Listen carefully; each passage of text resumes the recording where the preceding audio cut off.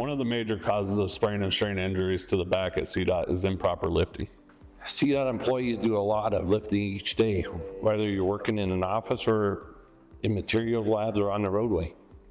For the next 180 seconds, you'll learn how to avoid injuries and incidents while lifting objects around your workplace. Step 1. Size up the load.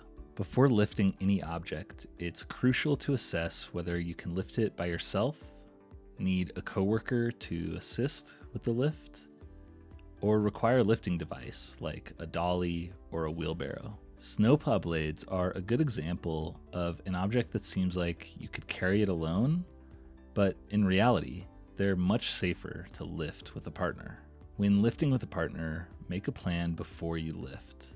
When using a lifting device, make sure you know how to use it and that it's in good repair. Try to avoid putting heavy items on high shelves to make it easier for the next person who has to move it. If your load is on a high shelf or is difficult to reach, ask for help from a coworker or grab a stepladder instead of straining to reach it yourself.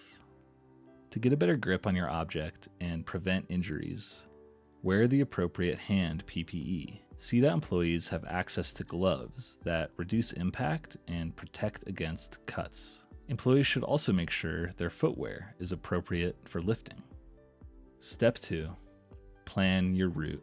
The last step before actually performing the lift is to preview or walk the route to your final destination so you can clear obstacles and prop open doors ahead of time. If you're loading onto a vehicle or a wheelbarrow, you can even move it closer to the item you're going to be lifting. Planning your route before lifting is much safer than opening doors and clearing obstacles while you're carrying a load. This can strain your body and increase the risk of slips and trips. And while walking your route, make sure that you have good lighting throughout.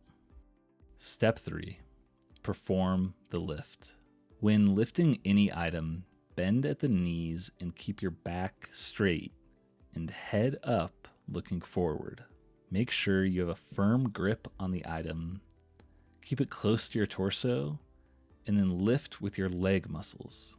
Lift smoothly, avoiding any sudden jerking motions, while keeping the load center and balanced to your body, not over your head or shoulder. Instead of trying to lift something heavy on your own, make the lift as easy as possible with assistance from other people or tools to avoid injury. Try to avoid twisting while lifting, as this raises the chances of strain or injury. Instead, turn your entire body, keeping your hips, torso, and shoulders aligned. It's now time for my fellow supervisors to use the Safety 180 action sheet to practice these safe behaviors with their crews.